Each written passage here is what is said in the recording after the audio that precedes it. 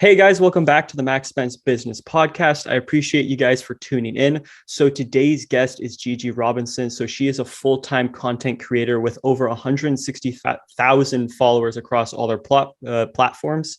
She also has a podcast about mental health and social media. She's also a professional photographer, and she is also taking her Master's of Science right now, which is pretty crazy. So it's great to have you on the show today, Gigi.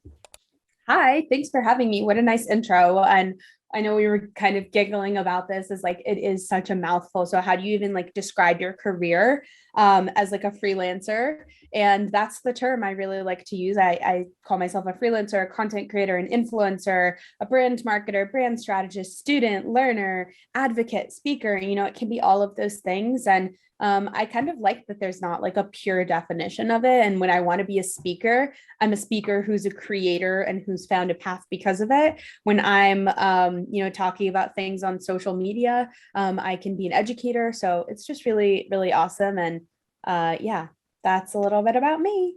Yeah, awesome. Yeah. And that's something that is super interesting with our generation because I believe we're around the same age. I believe you're 20, 22, 23. Or roughly 23, yeah. 23. Yeah, good Yeah. job. Yeah.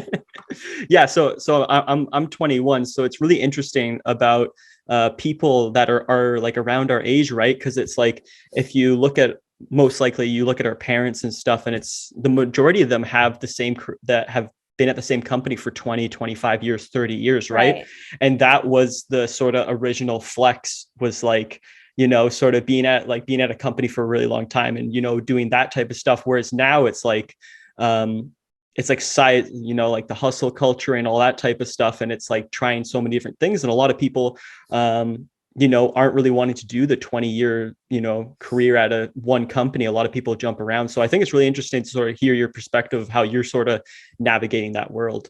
But yeah, Yeah. so just for starting off, for people that maybe haven't come across any of your content or sort of what you've been putting out there, let's just start off with, where did you grow up? What school did you go to? And what was your first passion?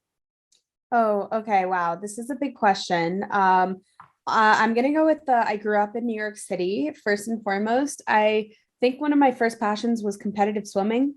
And I had to shift around age 11 when I was diagnosed with my chronic illness because I wasn't able to really put my body in that kind of stress mode all the time. I was not destined to be an athlete, I guess, competitive swimmer. And I found art and photography, and that quickly became my next passion and is still a current passion of mine. I went to a high school called LaGuardia High School of Performing Arts. You may know some other people like Timothy Chalamet, Ansel Elgort, Jennifer Aniston, Nicki Minaj, the list goes on. A lot of really successful actors have come out of that place. And also successful creators, successful filmmakers, yada, yada, yada. I went to the Fashion Institute of Technology for a year, and then I actually transferred to the University of Southern California.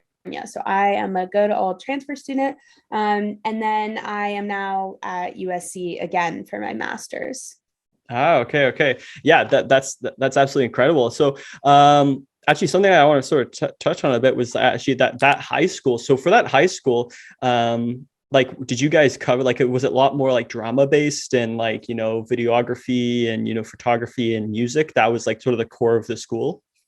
Yeah, so the way that it works is kind of like the way undergraduate art degrees work. So basically, you go in and you have normal high school class like any other kid, but then you also have 3 or 4 extra classes a day that are an emphasis in a different field of art. So sometimes it's like printmaking, drawing, photography, like this is specific for art, whatever. And then there's also like music niches, like different drama classes for like if you want to be in musical theater, if you want to just do acting, if you want to do screen acting, for music, there's like woodwinds, there's, or is that what it's called? I don't know. Wood Maybe. instruments. Yeah. I don't know. Yeah. Wooden instruments, like brass instruments, like I don't really know that side, like string instruments, right? I know Mhm. that. So that was like super cool. And it was kind of like a preview of undergrad for 4 years, which is like super cool and stressful at the same time. And I think it also just is like, it's a specialized school here in New York City. So if you're not familiar with the New York City education system,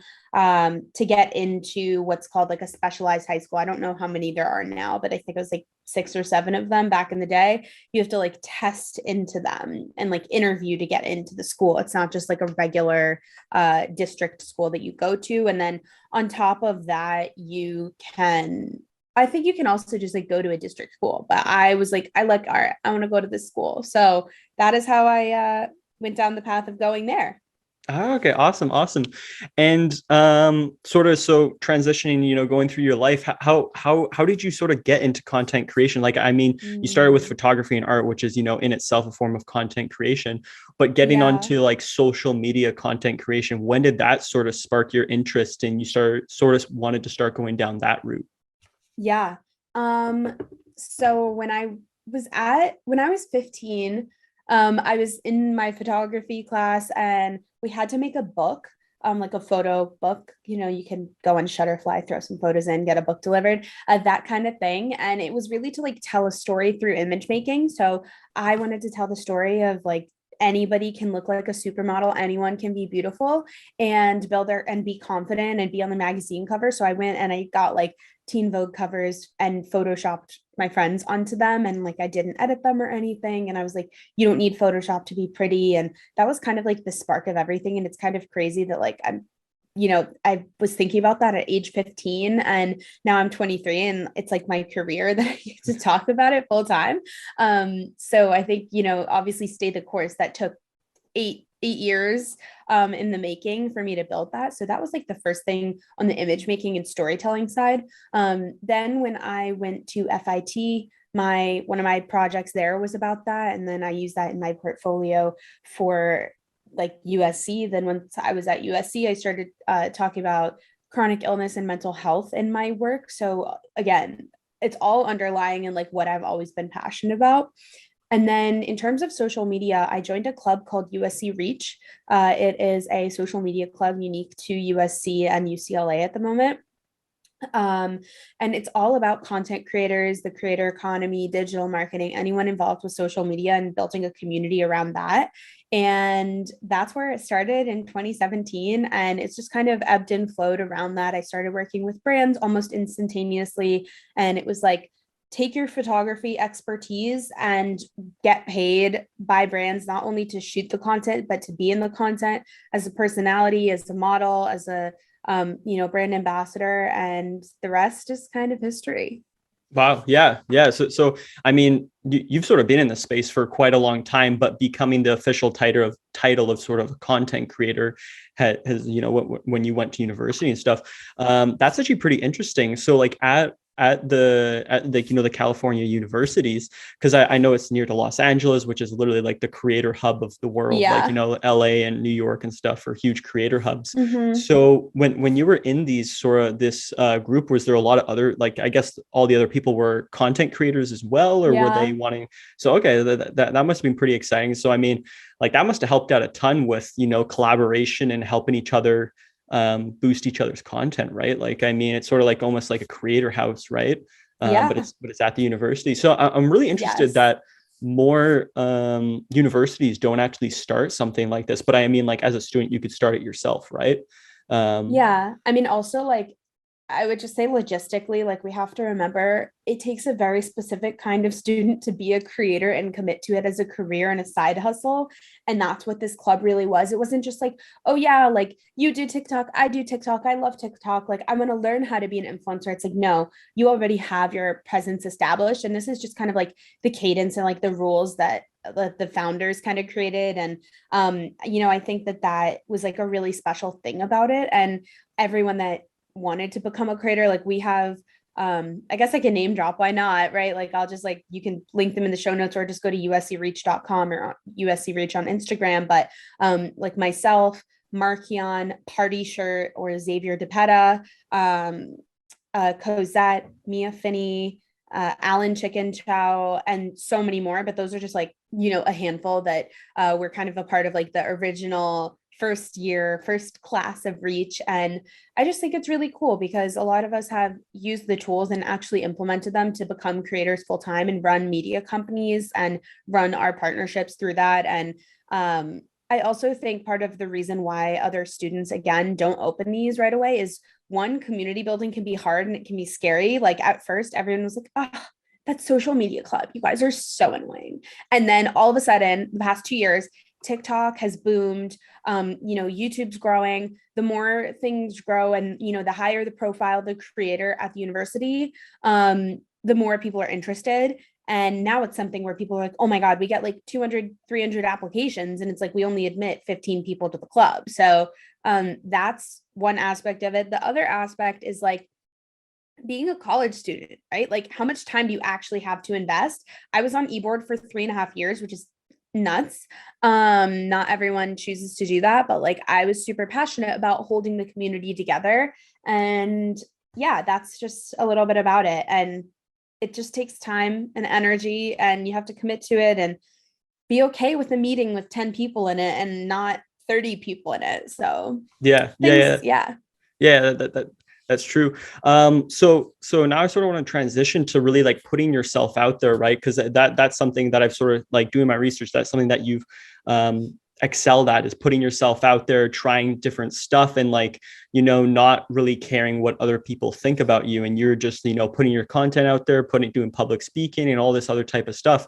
And to a lot of people, like, as younger, like even myself, like I still get nervous, like doing podcasts and, putting myself out there. So I'm really interested to hear your sort of perspective of like how you sort of overcame, like, I don't know if you overcame that fear right now, or is it something you still deal with on a daily basis, but you've learned just how to manage it. But how do you sort of manage with like, the fears of public speaking and putting yourself out there, pretty much the open world of like rejection and stuff? Well, I think something that you're saying is like the concept of fear and letting fear be the driving factor to you not having a voice. And fear is honestly something that we have in our head to give an objection anytime, right? It's, oh, if I start talking about something I believe in, somebody's going to get mad at me. Or if I start talking about a certain product that I love, somebody's going to judge me. It's a fear of rejection. It's the fear of not, being accepted. It's a fear of whatever. But if you switch that mindset to, what if I talk about it and I start building a community? What if I talk about it and a brand actually wants to work with me? What if I start talking about this and I land one of the coolest speaking gigs in my life, right? Like you just have to see the other side of it, I think, and remember that. So if you are feeling nervous or you're feeling something, like literally grab a notebook or type it out somewhere, and or say it to yourself in a mirror. Be like, right now I'm really nervous because, like, I think we always say, oh, I'm just nervous. Oh, I'm just scared. Oh, I don't know if I could do that. It's like, why not? Like, what are you actually scared of? And when you can address that fear, like head on a piece of paper, on a digital screen, or in the mirror with yourself, I think you're able to really flip the switch. So I didn't actually have a huge fear. I kind of like to, again, grab fear by the balls and really just be like, F you, I'm killing this. So I think it first started actually when I was committing to doing musical theater in high school. And I did it, even though I was like scared of judgment, scared of how the audience people, how my family and friends would treat me. But the real like reality of it is like people in your life are going to support you no matter what, if they love you.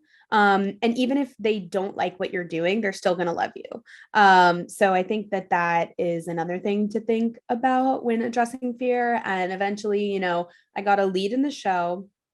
I had to sing all of these songs with notes I forgot. And one specific show, I actually sang the same verse of a song twice. And I will tell you that not a single person other than my best friend, who was playing the lead on the days that I wasn't, noticed that I messed up and sang that verse twice. So my point there is, a lot of the time when you are going into something with public speaking, if you mess up, people will only know that you mess up if you break down your posture and you break down your confidence visually and outwards. If you can hold that and like maintain it, throughout any conversation. I think that that's also something that you can use to your advantage, and you can use to kind of control how much you do well, or like how much you don't do well. And again, it's all about confidence and delivery. So long story short, we got to work on our confidence and overcome that fear, and then you can do anything. Yeah, 100%. And yeah, that's actually funny that you mentioned just being confident, right? Because it's like sometimes it's, you know, just having that confidence can actually be so crucial to success in your life and getting a deal, right? Because it's Right. like, let's say Yeah. if you're pitching somebody and it's the first time you're pitching somebody and you're like, holy crap, I am so nervous. But if you just say, you know what, I got nothing to lose, and you come across confident, it's really funny, because it's like you can have somebody that maybe might not have the skill set, but they're much more confident in what they're doing, and people will choose that over somebody who may have the technical skills but is not as Right. confident. So it's like Right. it's Right. it's Right. that's the really funny thing that I find, is like just how much confidence, and in itself it is a skill, right? So it takes practice Yeah. at getting better, right? It's like, you know, like you've sort of been doing this for a long time, right? Like, you know, since, you know, putting yourself out there in high school and stuff, doing like musical Yeah. performances, right? Like being on stage is very, very nerve wracking, right? So I mean, if you can do Can that, you can be. sort of, yeah. So I mean, if you can do that, you can sort of do a lot of other things, right? But it's just consistently putting Yeah. yourself out there. Yeah. So yeah, so now I sort of want to transfer to pretty much getting brand deals. So this is something that I think a lot of people are going to be interested in, because they're like, okay, and the point of this episode is I really want to sort of talk about like, how do you become a full-time content creator, right? Because in that self, it's like there's, you know, there's resources out there, but it's like, you know, there's not like that much, and it's like sort of like, what do I do? Like it's a really interesting space, right? So it's like, how do you sort of get brand deals? And it's, you know, maybe some people think like, oh, I need to have millions of followers or something, but in reality, you don't need to have millions of followers. Even if you have 10,000 or 100,000 or 50,000, like, and they're a very dedicated audience, like you can do a lot with that. So Yeah. that's what I sort of want to hear about, is like, how do you go about brand deals? Like, how many followers do you need to get sponsored? Like, you know, how do you pitch brands, you know, to use you as a brand ambassador? Yeah. Well, first and foremost, I got my first brand deal when I was under, I think, 1,500 followers. And it was with Abercrombie and Fitch. So like this is just a testament to the fact that like if you want to have the objection, and again, the fear that a brand isn't going to want to work with you because you don't have a certain number of followers, then you're not going to get a brand deal. But if you're like, I do have a small engaged audience, and you know, I also can offer you this premium photography or this premium video, like, right, like that is what brands want nowadays, and they want those engaged audiences. And I think more and more brands are realizing that influencers aren't necessarily there to 100% convert. They're there to kind of like get the product out in front of you, like a new product that's on display at a grocery store, or a new collection when you walk into a fashion store, whatever. They want you to like realize that and see that, and then potentially go check it out online. And after they check it out online a couple of times, they want you to buy it. So you know, I think it's not like that instant, like, oh, like we need 100% of clicks like right away, or like we need, I think it's always over time. And we're hearing this thing about long-term partnerships, long-term. And I think the reason why is because we're shifting from an industry where it is predominantly a 9 to 5 workplace, and having somebody in-house who might be a social media creator in-house, or who might be, you know, their in-house photographer, in-house videographer, in-house designer, and they're saying, oh, there's actually smaller creators who have a style that we like better, that works better for our brand. We'd rather pay them less than the person that we would be paying if they work for us. So they pay you less, but to you as a freelance creator, you're like, oh, I want that. It's a gig. So you like go for it anyway. And then as a creator, I think that's something to watch out for, is like knowing your worth, knowing what to charge, knowing industry standard, knowing what a salary is getting, like someone on salary is getting paid for a similar job. And then also taking the other aspect of it, which is your appearance and your integrity and your face value, your personality. And the brand is basically using that, right? So the bigger you get, let's say you're verified, a brand is now saying like, oh shit, like here's this like big verified creator who, you know, talks about blah, blah, blah, blah, blah. and like she's trustworthy. So, or he's trustworthy or they're trustworthy. We're going to use them.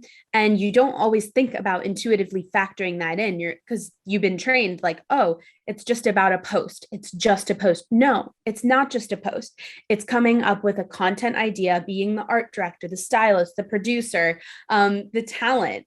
And then there's the marketing side of it that's like, they're going to put so much ad spend behind that budget anyway. So like you as a creator have to protect yourself and know your worth. So that's the first thing. The second thing is how to get started, how to pitch. I actually just posted something on LinkedIn today about that, which was, do you send out cold emails, or do you think cold emails and DMs are effective? And to that, I say, absolutely. It's about value and what kind of relationship can be fostered from that. So sometimes I think social media can be called like superficial or super fake or super toxic because people think it's very one-sided. It's like creators just want a brand partnership so that they can get money. No, it's not like that. It's like, how can we collaborate and create something for the audience that benefits the brand, that benefits the creator, and that benefits the audience. I think about this specifically with speaking gigs and with freelance content creation. So let me know if there's anything I didn't touch there. No, like that covered a lot, and I sort of want to dive into that a little bit more. So you got your first brand sponsorship when you were under 1,500. Was that on Instagram or was that on TikTok? That was on Instagram, and I got my first brand deal on TikTok when I was under 5K. Under But 5K. again, like one day you could have 5K, the next you could have 100K. Like you never know what it is. And I really want to drill into your head that like if you want to base things and brand deals off of numbers, you absolutely can. I'm going to tell you that you won't ever land a brand deal if you keep that mindset. Okay. So sort of talking about that, are you sort of like, I sort of want to dive into your sort of mind of how you sort of do your pitching, right? So with that, like, are you doing like more one-off type content for brands, or are you saying like, or are you sort of positioning yourself saying like, hey, you know what, I'll be posting, 2 or 3 videos a week about, and I'll be the one who's creating it. I'll be photographer, like taking the pictures, all that type of stuff. Cause I mean, like, that's something that must be really appealing to brands, right? Because if they wanted to produce the same content, it's probably going to be 3 different people to produce the same piece of content that you can produce, because you sort of have all those type of skills, right? Like you have the sort of, the front facing, like acting, you have the videography experience, you have the photography experience, and then you also have the strategy as well. Whereas with that, like a brand, there's probably a videographer, then there's a photographer, then there's the actor. And then, then there's the strategist. So like that's something that you were saying that is really beneficial to your sort of side with the value add. But yeah, I sort of just want to hear a little bit more about that. Like, how do you sort of position yourself when you're pitching?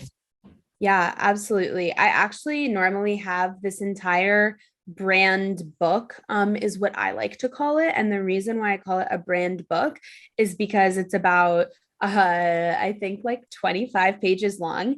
And it essentially goes through all of the storytelling that I like to talk about, like my brand pillars, what they can expect from me, ways I like to work, where I've spoken. It's essentially your creative resume. So I like to include my website and portfolio, which also has the same stuff, but it's like a little more interactive. They can click on things, they can listen to things, whatever. And then the media kit, like the standard media kit includes demographics and rates, right? Very transactional. If I want a long-term partnership, I want to tell a story as to why, like, they want to work with me. So I want to hook them with some gorgeous imagery to start, something super catchy. And then I want to retain them by giving them information. And then boom, I want to change the subject to a different pillar, hook, retain, repeat. Like literally, that is what I want you to get into your head when you're thinking of creating content online in different verticals. So that's the first thing. The second thing is research. The same way that you said you've researched me, and I hope that everybody researches their guests before they have them on their show or before a brand works with a creator. It's again about knowing the audience, knowing the history, making someone feel valued, really playing into that rapport and that ethos kind of factor of marketing. And I think that is something that, again, I'm super passionate about. Not every creator is. I have tons of friends who are like exclusively comedy creators and they don't really give a shit about like more than just being a comedy creator, or like people who are fashion creators and they don't give a crap about anything except for the fashion. And that is their ethos and that's completely fine. But mine specifically is very deep and not as surface level in my opinion. So website, media kit slash brand book. And then in the actual pitch itself, relationship building. Hi, Suzanne. I saw that you are the marketing and PR director of, blah, blah, blah company.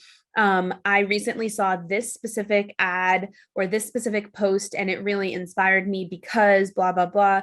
It made me think about ways that we would be able to partner together. I actually had some ideas in mind. I attached my media kit and would love to talk through some, ways that we could potentially collaborate together. Thank you so much. I hope to hear soon. Let me know if you have any questions. Best, Gigi. Boom.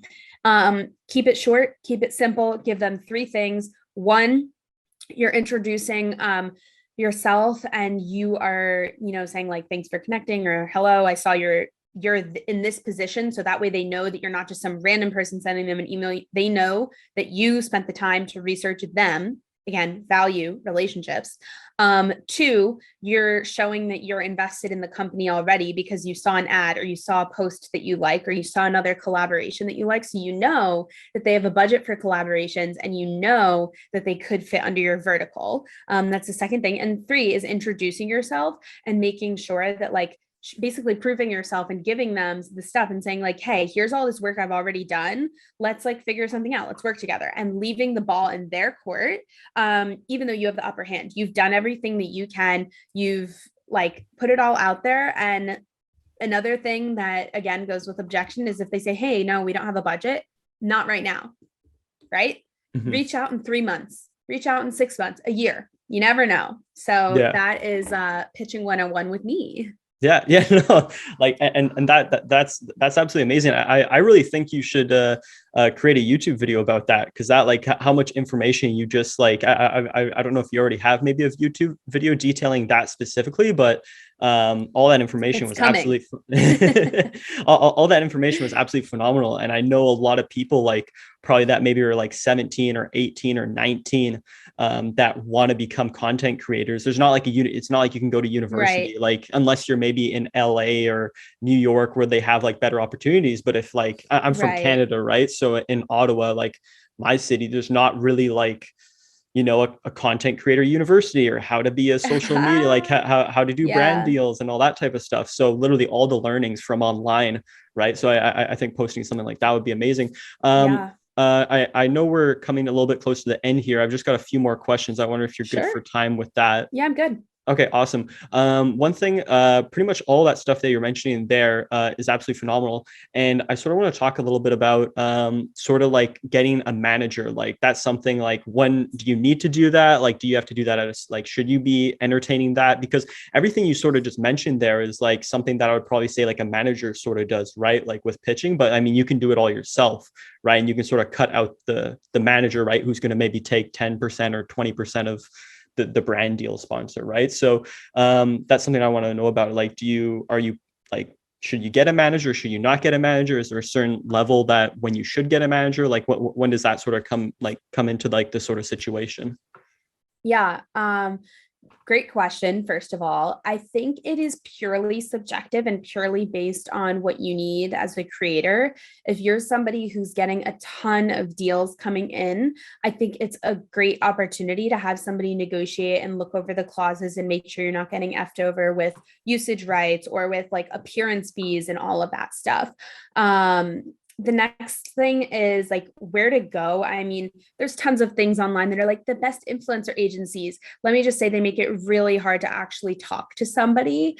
I think a lot of the time when talent agencies deem you fit, they'll reach out to you, which is like kind of annoying and very gatekeepy in my opinion. So again, I think it's purely based on the need of a creator. I was with a talent agency on like a trial for a little bit and it just wasn't a good fit for me. And that was again, partly because I didn't really vibe with like my team.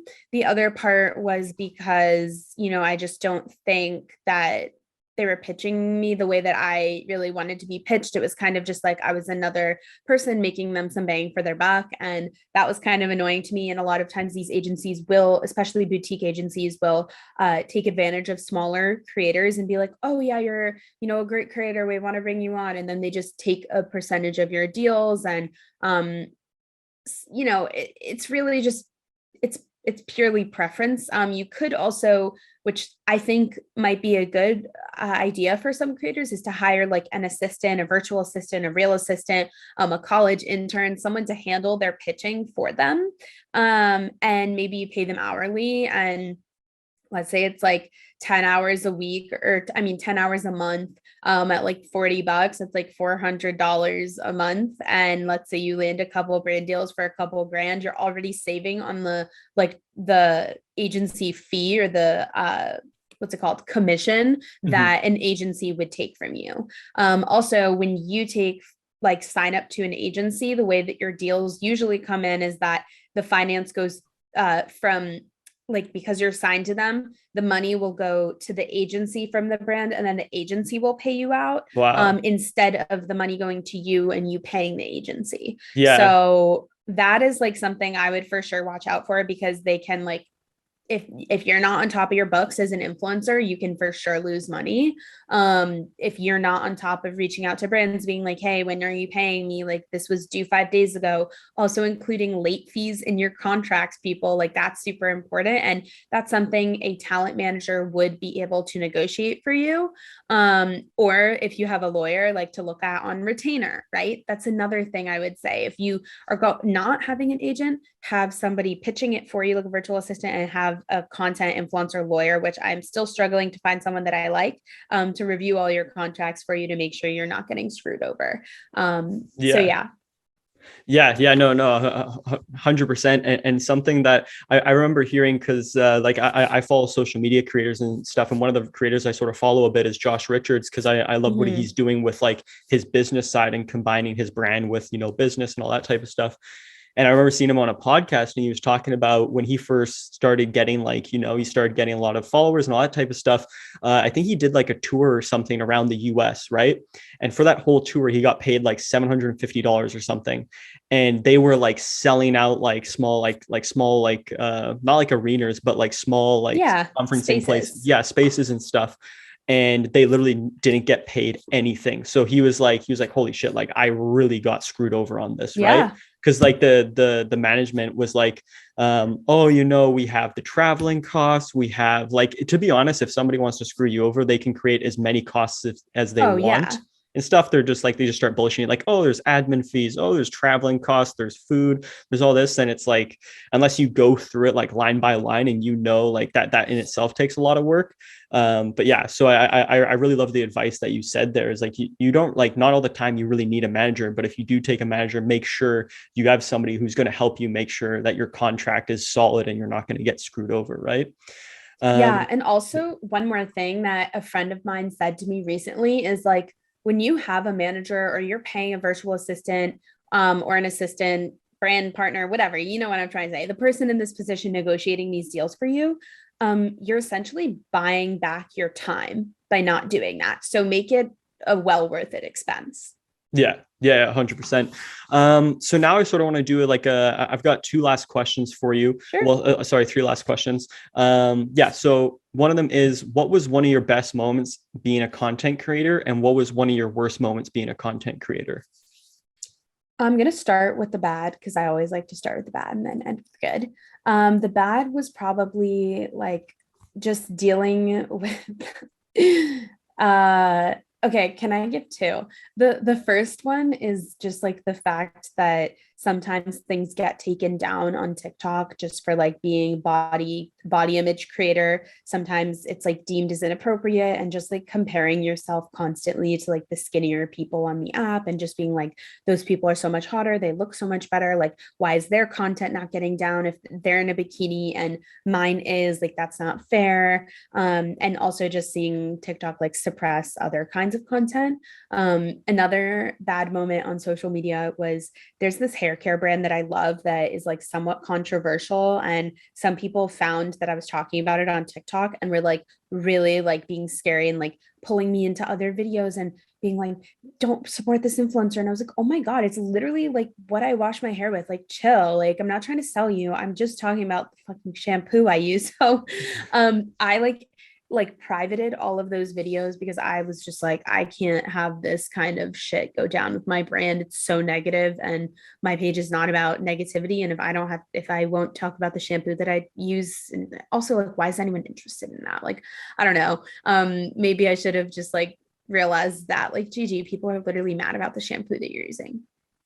Yeah. And then the good, I would say, just like a lot of the speaking opportunities I had in 2021. I got to speak to Yahoo, Verizon Media, Facebook, slash Meta, and like SoundMine at the Grammy Museum. So I think like those speaking opportunities and being able to actually take my career as a creator onto stages where people are like picking my brain or like asking me questions, or I'm providing value to them, is like the most important and successful thing that I think I've done.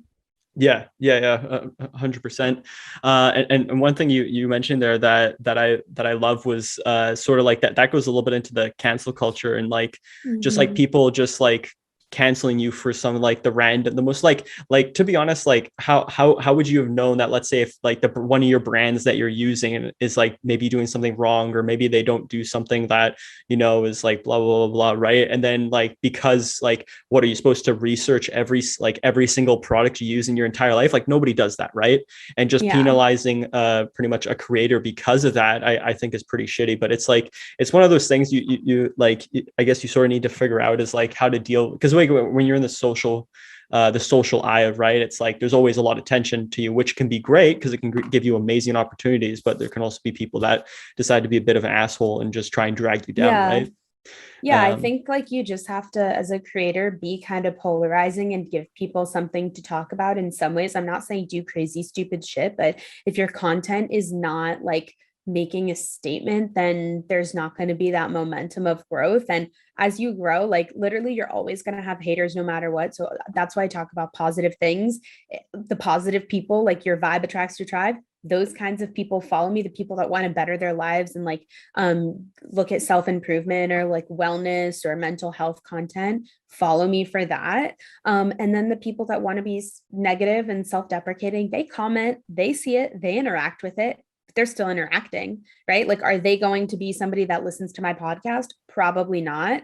Are they going to be somebody that just engages and says something negative and is projecting an insecurity of theirs on to my page and in my network? Yeah. So like, it's just about choosing what you want to do with it. And then also like, if you make a mistake, that's like a whole other side of cancel culture, is like, you make a big mistake, coming out, apologizing, explaining, like how much you affected your communities, and then just moving forward from there. Like, there's only one way we can go. We can't go back. We can only go forward. So doing that in a way that's like respectful, and where you're kind of like addressing the fact that you messed up is important. yeah, 100%. I 100% agree. So now, sort of the last question I have here is, what is one question you wish people asked you more about your life?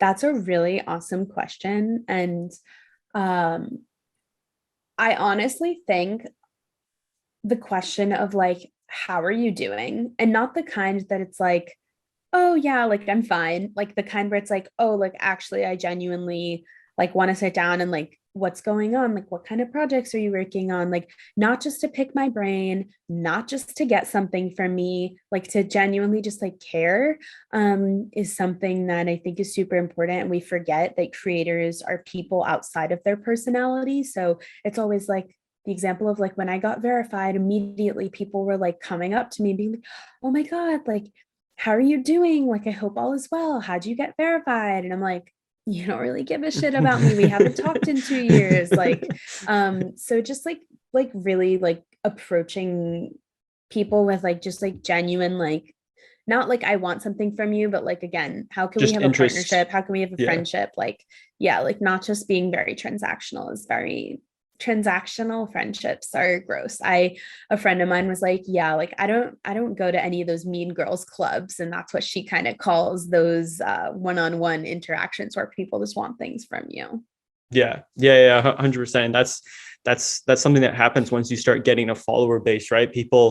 A lot of people, or even like when you start making like good money and people know that you're making good money or that you're starting to get famous, like they just come out of the Yeah. woodwork and they're sort of like, hey, how's it going? Yeah, yeah. And Yeah. I mean, like, I think there's a value in reaching out to people and trying, but sometimes people just miss the mark on delivery and it is what it is. And I also think like consistency or persistence is important because, like, sometimes it takes one or two messages to get a hold of someone, depending on how good they are with their notifications or their inboxes, right?